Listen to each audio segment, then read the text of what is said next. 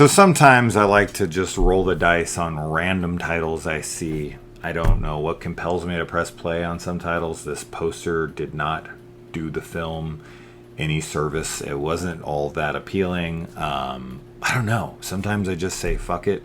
I don't feel like scanning for anything, so I'll throw something on for 5 minutes and see. And half the time or more, I end up shutting those things off. But with this one, I got through it. So there's that.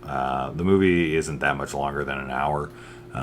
But this is about a man who's like trying to get home to his wife's birthday, but he gets mistaken for the drill man in a bank heist and gets kind of swept up in that. And the film is very like dreamlike.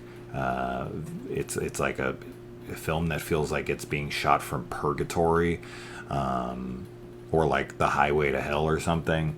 This is a very odd film for sure, and a lot of the dialogue is handled, or actually all of the dialogue is handled in a very bizarre manner. The way people talk to each other, the way everything goes. This felt kind of like Lynchian or like early Cronenberg or something, but with a smaller budget and maybe not as much talent. But I did like it, actually.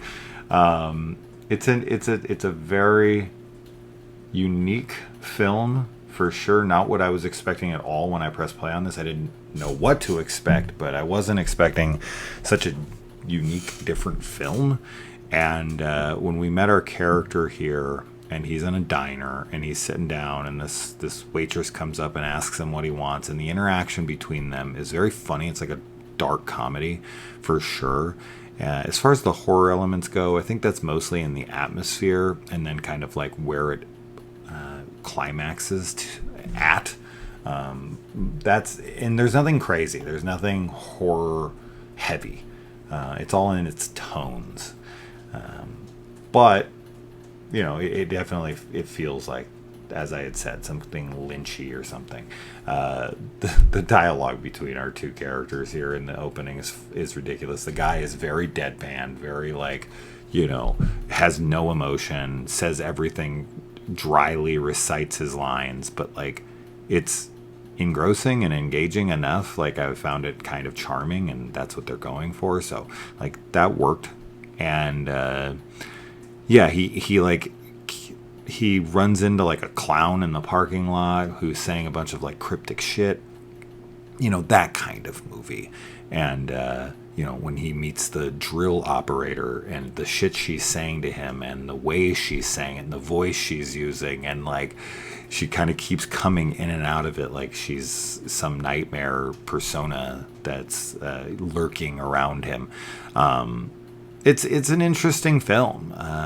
For people who like more unique, bizarre, low-budget, wannabe Lynch, Cronenberg type filmmakers and films, it might be worth a shot. Just give it like 5 minutes if you're like, what the fuck is this, and shut it off.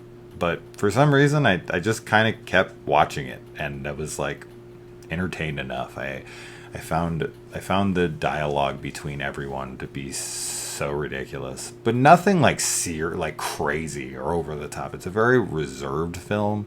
It's very low budget. It's not really all that like bombastic or anything. It's kind of like a quiet film.